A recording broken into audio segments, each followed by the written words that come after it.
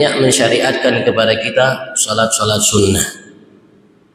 Salat-salat sunnah, ada salat rawatib, qabliyah, ba'diyah, ada juga salat dua waktu yang memiliki waktu seperti duha, witir, tarawih, ada juga salat-salat sunnah mutlak yang tidak memiliki waktu, kapanpun bisa kita lakukan, baik di siang hari, di malam hari.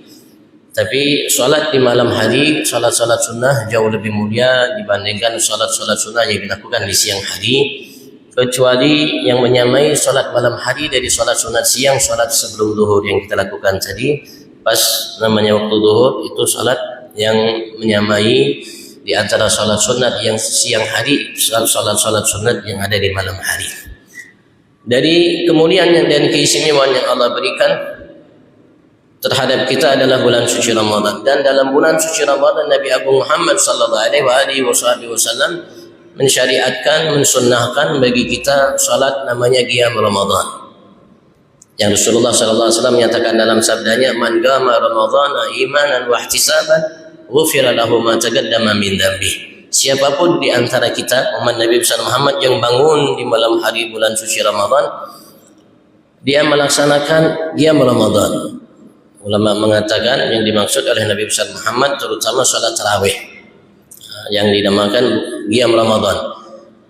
Dasar ia melaksanakan itu iman dan wahtisaban, meyakini, percaya atas apa yang dijanjikan oleh Allah Subhanahu wa taala bagi mereka yang melakukannya, dan ia lakukan karena Allah Subhanahu wa taala, mengharap apa yang ada di sisi Allah.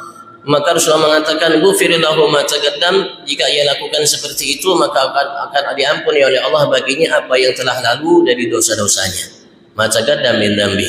Dosa yang ia lakukan sebelumnya seumur hidupnya dari dosa-dosa kecil, kata ulama, yang diampuni oleh Allah Subhanahu wa taala, tidak harus bertobat dengan taubatan nasuha. Mungkin cukup kita melakukan satu kebaikan kemudian dosa itu diampuni oleh Allah Subhanahu wa taala, sebagaimana firman Allah, "Innal hasanat yudhibnas sayyi'at." Sesungguhnya kebaikan-kebaikan yang kita lakukan itu bisa menghilangkan atau bisa mengampuni as-sayyi'at, kesalahan-kesalahan yang kita lakukan sebelumnya.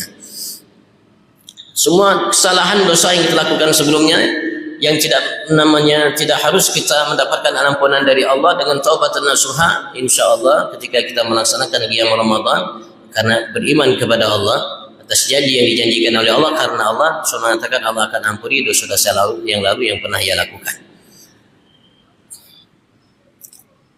Dalam sabda ini Rasul sallallahu alaihi wasallam memberikan motivasi bagi setiap kita untuk kita bersiap dari malam pertama sampai malam terakhir, untuk kita tidak meninggalkan qiyam Ramadan, salat tarawih. Begitu juga alhamdulillah ada salat sunat yang tidak kalah mulia dengan salat-salat sunat yang ada, salat witir.